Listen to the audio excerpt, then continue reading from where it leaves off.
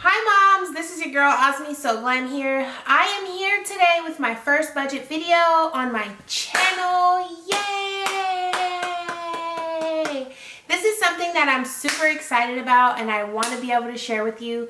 This video is going to be about number one, why I started my budget for my family. Number two, how you can start your perfect budget for your family. And number three, how to make sure you stay on budget. Keyword, stay on budget. Okay? So we could be fly budget baddies, money having mama. Like, it don't matter how much money you make. It's about how much money you can save, where you can put it, what you can do with it, so how you can flip it. So let's go ahead and let's jump right into it. So I started a budget for my family last year in January. I started what was called cash envelopes. And the cash envelopes is something that I got from learning and dabbling in the debt-free community. I am aiming for being consumer debt-free, which is like all of my credit cards.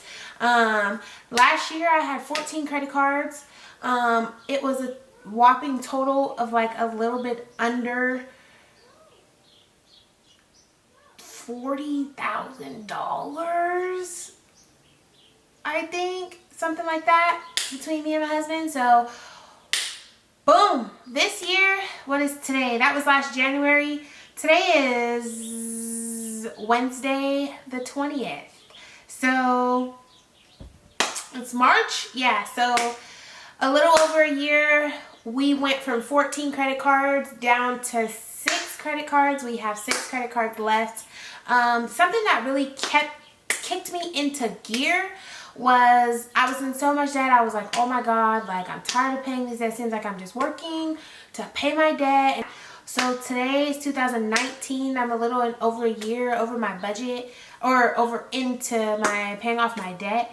We're down to 6 credit cards again, like I said, and we're finally officially under $20,000 in credit card debt. And we've also paid off our Toyota, which is lovely because that's an extra $300 a month that I was paying out of my pocket. I was paying roughly $1,200 a month in credit card bills on top of my $1,800 rent, car notes, and credit cards, and other stuff. So I was like, oh no, like everything was so tight. And I came to a point where I was just so tired of it. So I sat down, made the cash envelopes. I'm going to make another video on those. But if you follow me on social media, sometimes I post them on my stories, so you kind of know what they are. But yeah, so sat down, did that, took money out, filled them, and then boom, started paying off. Before you know it, it was like, oh my God, how are we going to do it? Because we're already living so tight.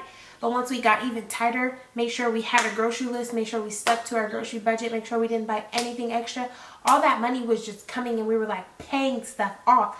So like it felt really good, because I didn't even know really how much debt I was in.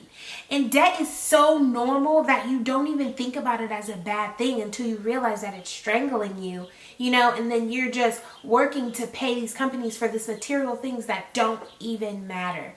So yeah, that's a little bit of the backstory on that. That's why I created a budget. So that's the first part, how to get the right budget for you. Now, in order for you to start a budget, you need to make sure that you know all of your bills. You need to know what your income is. If it's just you, if it's you and a spouse, whatever.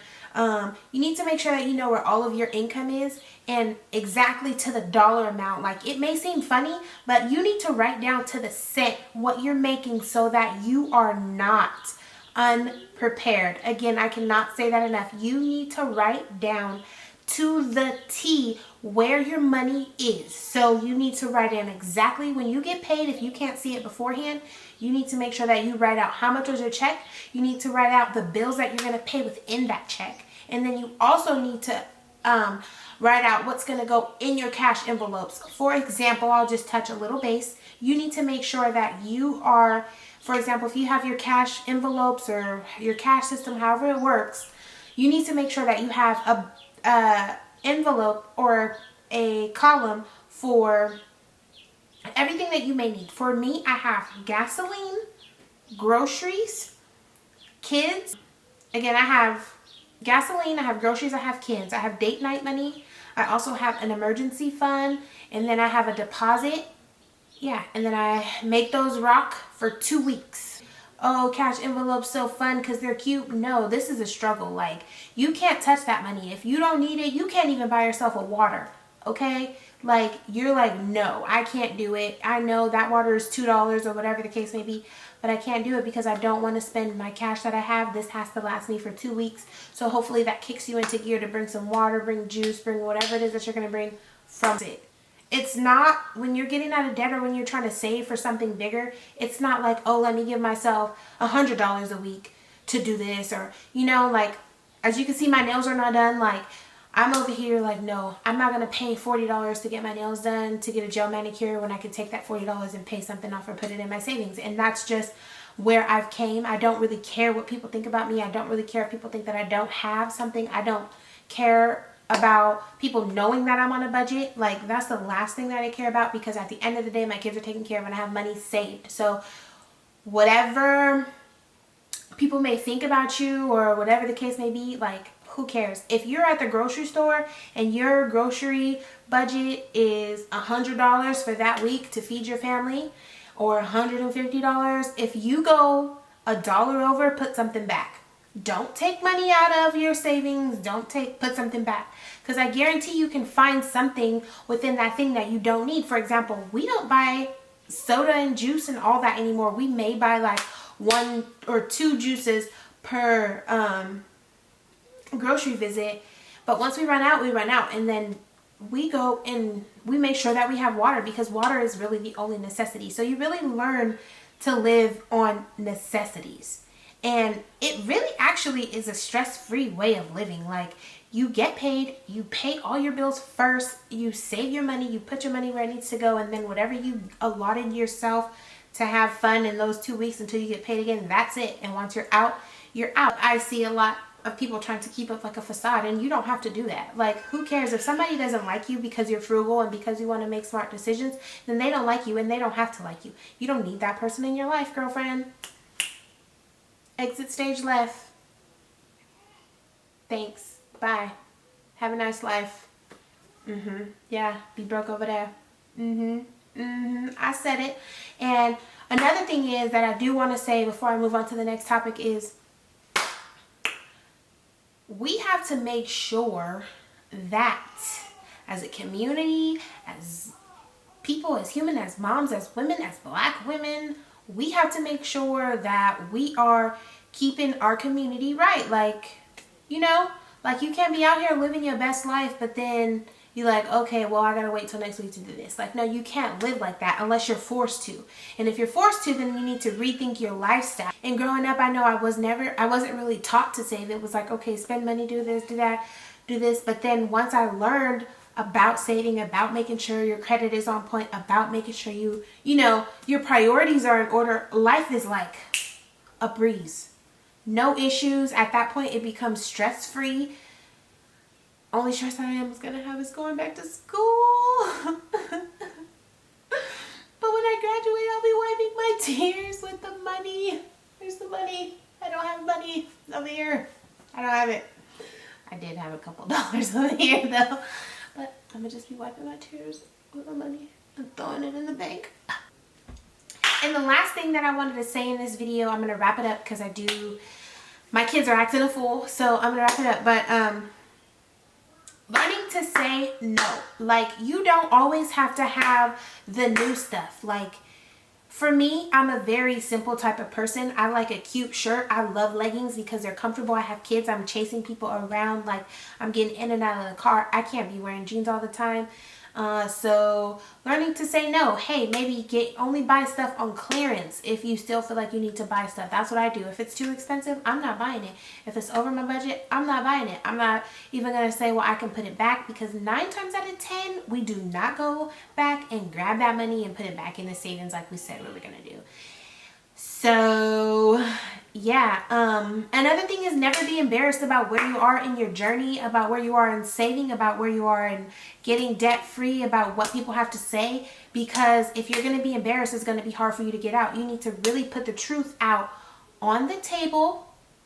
That way you know what you're facing. That way you can properly attack your goals. Okay? Yeah. So yeah, learn to say no. Make sure that hey, in my Corolla, in my car, I have made labels at work. Just say no. Is it a necessity? I have like little reminders all over me.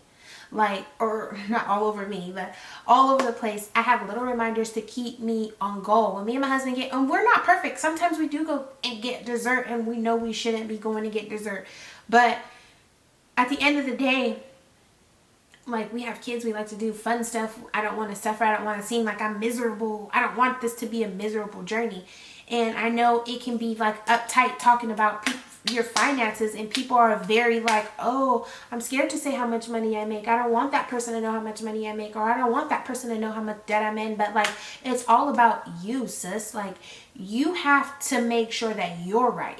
Okay? Because if you have kids or whatever the case may be, even if you don't, you still got to make sure you're taking care of yourself. Like, you got to make sure that your family is taken care of. If you have a family like me, I make sure that they're straight. Like, I don't got no time for nothing to be happening up around here. I love my little family. Okay?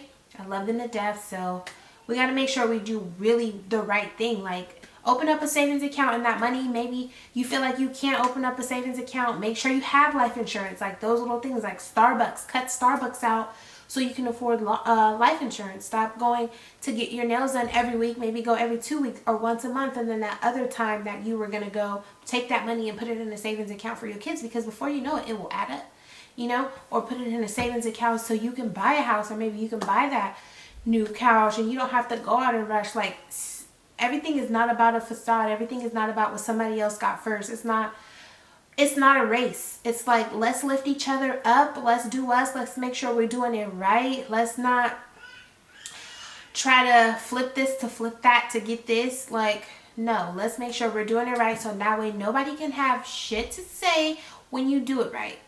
Nobody can have nothing to say. Boo-boo. So, yeah. Oh, wait, and I forgot to take a sip of my drink. It ain't really drink. It's just simply strawberry lemonade in a wine glass, because I don't drink. So, until next time, Mom. Cheers.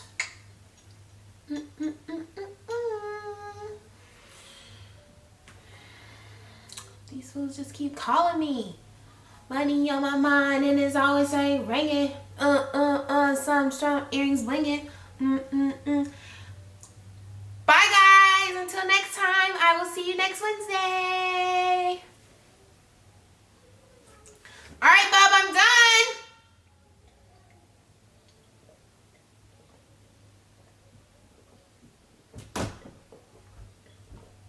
Mom?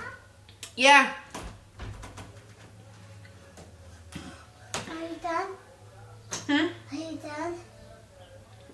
Tell Daddy I'm done. Okay.